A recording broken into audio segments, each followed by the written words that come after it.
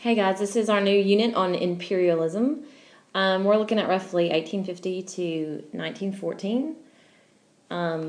It's really the same time period we've been in. We're just talking about new things. We're discussing how industrialism, which we're familiar with, led to countries' needs for new raw materials. You needed raw materials, whether it was steel or cotton or rubber, the things you needed to make your factories work led them to exploit other nations, led them to colonize and take over, and that's what we mean by imperialism here. There's also something we're going to learn about called social Darwinism. You've probably heard of Charles Darwin. He gave us that idea of evolution, survival of the fittest.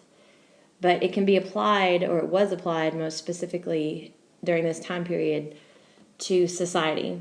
And it made people believe that if they were advancing in society or doing well, then that meant they were the fittest, and it gave them the right to exploit others who maybe didn't have it so well.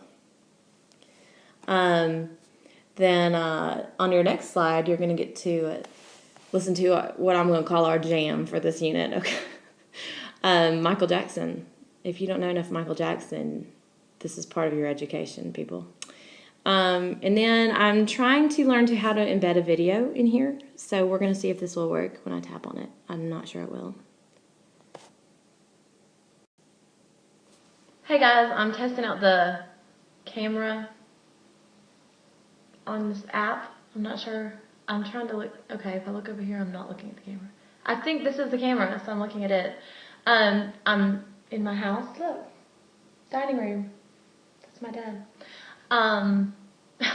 In the future, I might have a need for actually using the video part. So I'm going to make this little recording of me and stick it into your lecture to see how it works. But it has nothing to do with anything. Love y'all. Bye-bye.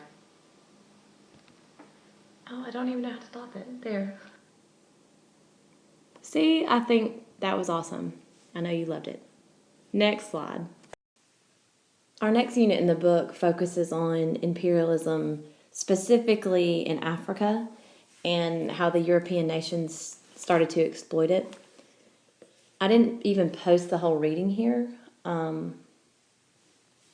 What we've got is just sort of the first page of the reading, and the reason why is your assignment for today is just going to concentrate on setting the stage.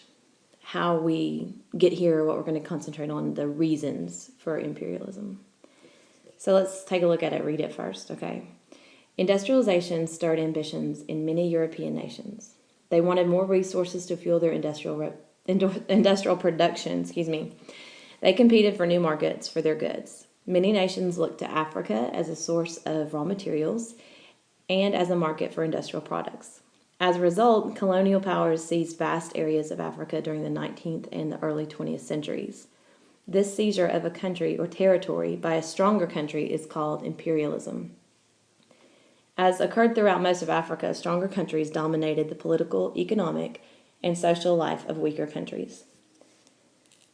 What I want you to do is your assignment. It's going to be a bit of an artistic assignment. Doesn't require artistic skill per se. But you need to get out a sheet of paper, and you're going to take what's called doodle notes. You're going to take the basic concepts in this paragraph and sketch out pictures that represent it. All right? Okay, honey. Sorry, that was the youngest, Mr. Lewis.